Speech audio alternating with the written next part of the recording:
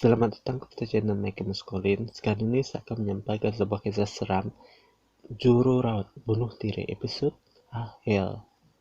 Inspektur Haikal masih belum nak balik dari hospital kerana dia masih nak membuka pintu bilik mayat. Akhirnya Inspektur Haikal pun berjaya.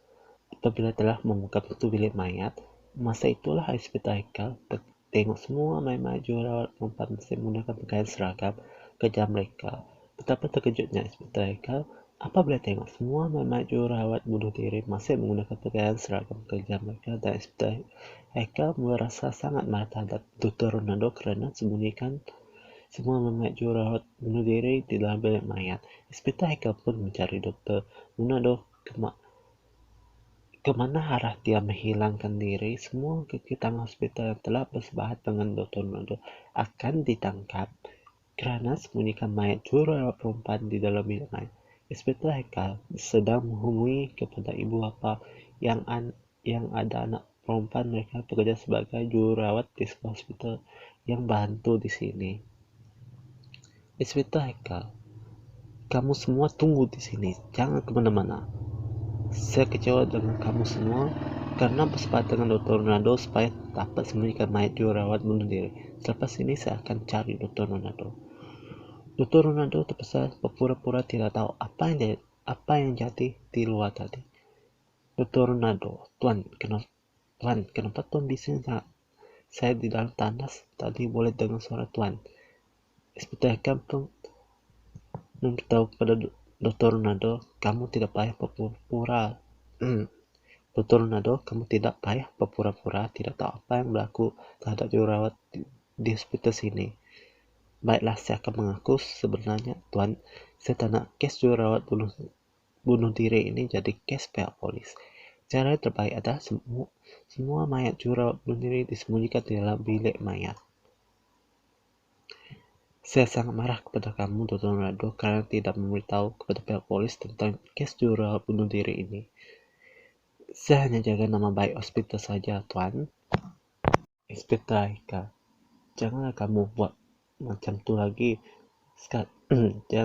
Janganlah kamu buat macam tu sekali. Sampai kesembunyikan mayat jururawat bunuh diri. Kenapa kamu tidak memberitahu kepada saya, Dr. Ronaldo? Kami semua cemas atas kematian jururawat bunuh diri kerana kerasukan. Apa? Dr. Ronaldo, semua jururawat perempuan di sini kena rasuk. Betul, Tuan.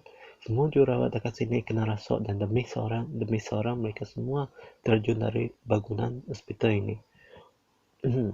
Dr. Ronaldo, sebenarnya tapak kuasaan hospital ini apa? Kuasaan hospital ini adalah tanah perkuburan, tetapi di tanah kubur ini ada sebatang pokok ara yang sangat besar. Siapa pihak kontraktor yang terlibat, Dokter? Tuan, yang saya tahu pembinaan hospital ini pada tahun 1922. Masa itu saya masih kecil lagi sebab saya selalu dengar cakap datuk dan nenek saya di kampung. Semua mayat jururawat bunuh diri akan dihantar pulang ke tempat tinggal ibu bapa mereka supaya jenazah mereka dapat disemandikan di tanah perkuburan berdekatan. Inspektur Haikal pun berkata macam ni, saya akan mengarah semua anak buah saya untuk lakukan tangkapan kepada pihak kontraktor yang terlibat pada tahun 1922. Tuan, bila Tuan ketangkap kontraktor yang terlibat atas pembinaan hospital ini, sekarang ini saya akan menghubungi kepada ibu pejabat polis untuk sekarang ini saya akan menghubungi kepada ibu pejabat polis untuk dapatkan alamat rumah dia. Selamat pagi, Tuan. Kenapa Inspektur Haikal? Saya minta tolong Korporal untuk dapatkan maklumat dan alamat tempat tinggal seorang kontraktor atau pembinaan hospital pada tahun 1922. Tunggu sekejap, Tuan. Saya sedang mencari alamat rumah dia dan maklumat kontraktor itu. Korporal Aiman sudah jumpa alamat rumah kontraktor itu. Korporal Aiman, Tuan, Korporal Aiman, Tuan, saya sudah jumpa. Korporal Aiman, Tuan, saya sudah jumpa maklumat dia. Inspektur Haikal berkata, Korporal Aiman, siapa nama dia? Nama dia Tuan Muhammad Aidil dan tempat tinggal di Jalan Cinta Blok 1 Nama dia Tuan Muhammad Aidil dan tempat tinggal di Jalan Cinta, Blok 120 Jalan Cinta. Alamat rumah Muhammad Aidil, Blok 102 C di Jalan Cinta. Boleh tak surah semua anak buah saya lakukan tangkapan ke atas anak alamat rumah dia Muhammad Aidil, Blok 120 C di Jalan Cinta.